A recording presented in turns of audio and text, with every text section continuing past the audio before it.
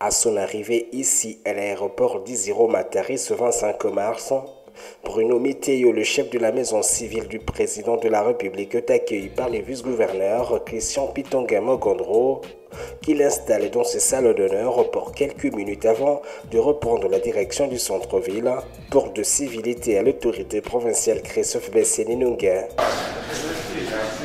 Juste après, le gouverneur conduit ses hôtes à cette séance solennelle et claire dans cette salle de réunion Kubali du gouvernorat pour un briefing de la mission avant de converger vers Babogui en passant par ses tronçons Navan et Bobongo entièrement convertis par ce soin.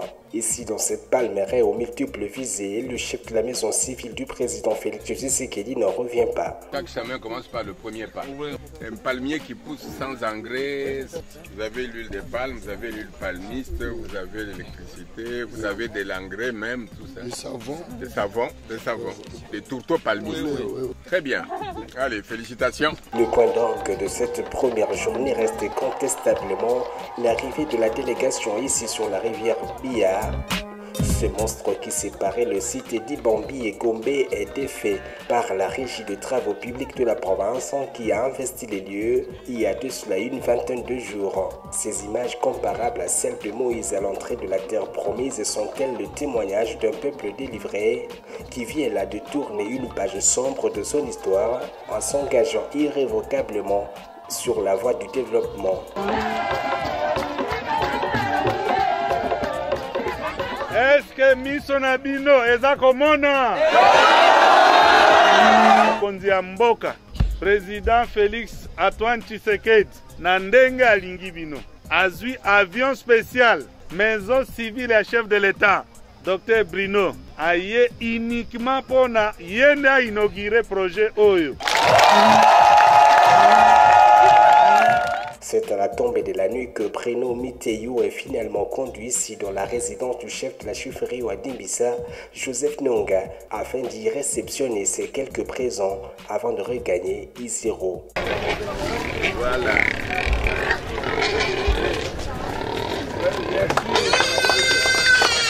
Ce vendredi matin, c'est avec le prélat catholique du diocèse d'Iziro Nyangara et de Wamba que l'émissaire du chef de l'État commence sa journée. Avant de rejoindre la fédération provinciale de l'UDPS et son parti, une demi-heure plus tôt que les députés provinciaux. Face à ces différents groupes, le message est clair, accompagner la vision du président de la République consacrée dans l'union sacrée, matérialisée dans le haut-tuilé par le gouverneur Christophe Besséninunga. Juste après, le chef de la maison civile du Gand de la Nation est conduit ici sur ce vestige du chemin de fer de Zuélé. Les constructions anarchiques ayant envahi l'ouvrage sont en démolition par leurs propriétaires, sensibilisés par la commission des désengorgements de la voie ferrée visée par le projet de modernisation. D'un côté, il y a une route qui passe où il y a des véhicules à 2 mètres et derrière, à 2 mètres, il y a le chemin de fer. Regardez la qualité des maisons, ce n'est même pas digne d'une ville, ceci n'est pas digne d'une ville. Un responsable, normalement, qui se respecte, doit pouvoir prévenir les catastrophes qui arrivent. C'est la même chose pour ceux qui construisent dans les bas-fonds, aux côtés des rivières, de manière tout à fait anarchique. Ici, dans les sites de l'université de l'ULA situé à Gossamo, Bruno Miteyo prend son temps pour contempler ces 2 bâtiments dotés par le gouvernement provincial. Ici, à Magombe, le chef de la maison civile du chef de l'État est stupéfait par la surcharge de ces engins, véritables bourreaux de ces routes en terre battue qui défient parfois la réglementation provinciale de 25 tonnes au maximum. Quelqu'un est au-dessus, bien, un fort d'amende, tout découragé. Quand il y conduit ses hôtes dans ce poste de contrôle construit par ses équipes jusqu'ici dans cette bâtisse dédiée au ministère des Finances et du Budget ainsi qu'à la régie financière des GRU, le chef de l'exécutif n'a qu'un seul objectif, présenter le vrai visage de sa province longtemps écornée par ses détracteurs. La visite de ce pont année, tout comme ces plusieurs autres construits sur cette rue Magbé, entièrement créée par son gouvernement, rentre dans cette logique. Cette concession CAPSA affectée au lotissement qui constitue l'une des merveilles de l'action gouvernementale dans ce secteur impressionne.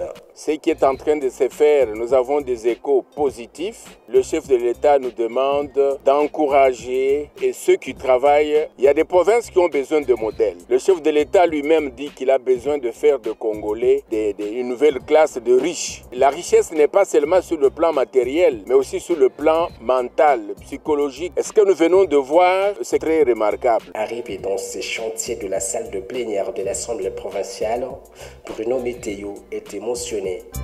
Après la visite de ce poste de contrôle marquant la limite avec la province du Bas-Uélé, le cortège fait son escale ici dans le chantier de la prison centrale d'Isiro pour y inspecter les travaux. Ici dans les chantiers de la résidence du gouverneur, le chef de la maison civile du chef de l'État est guidé pièce après pièce par le numéro 1 du Haut-Tuélé.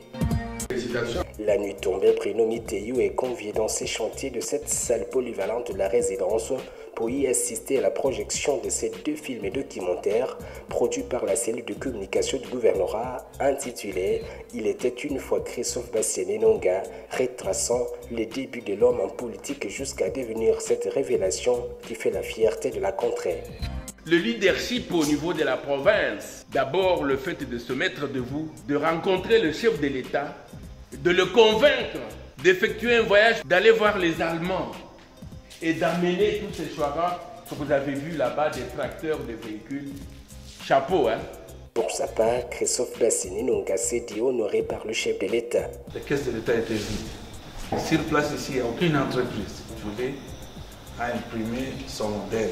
Le Haut-Tuélé demande au chef de l'État rien qu'une structure politique.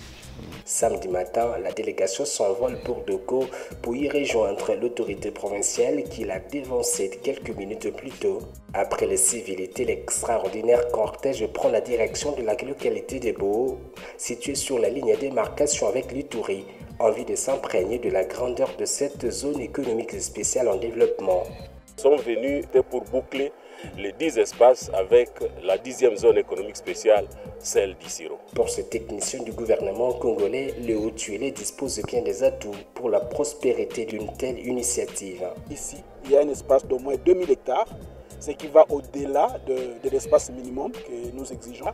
Donc ça sera vraiment bien clôturé et que ça sera un territoire sous douane et l'État va donner des avantages pour que les entreprises viennent travailler dedans et que nos populations puissent trouver des opportunités. Mais pour capitaliser les acquis obtenus dans les domaines des infrastructures routières, les autorités misent sur la société Transco.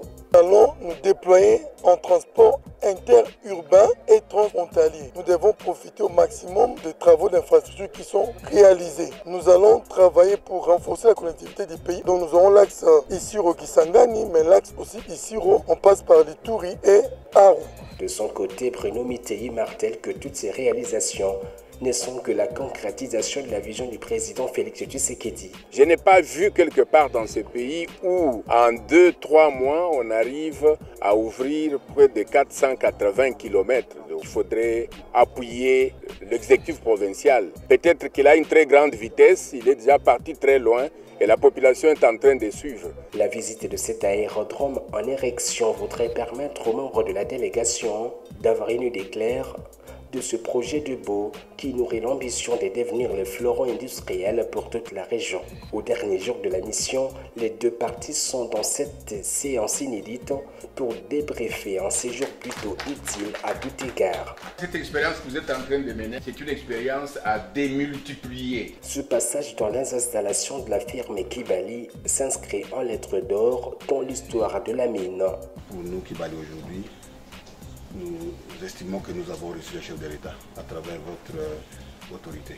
Même sentiment pour le gouverneur de province. Tout ce qui vous a impressionné ne sont soutenus que par un seul CGT. L'inspection de ce garage du Ouélé Moteur se constitue l'avant-dernière étape de la mission. Le passage est dans ces installations de la mine d'or, puis l'aérodrome de Doko. Après le dernier parole intime, Christophe Bassène Nonga salue le départ de ce hôte avant de s'envoler lui-même pour Isiro, où l'attendait Christian Pitonga. Depuis des ans, le Haut-Tuélé est devenu le centre d'attraction grâce à son rayonnement Bien avant le chef de la maison civile du président Tshisekedi, d'autres grandes figures de la société congolaise telles que Jean-Jacques Mouyembe de l'INRB ou encore Marcel Outembi s'accordent sur le leadership exemplaire du gouverneur Christophe Nunga, qui a su transformer une province sinistrée à une entité classée parmi les plus dynamiques de la RDC.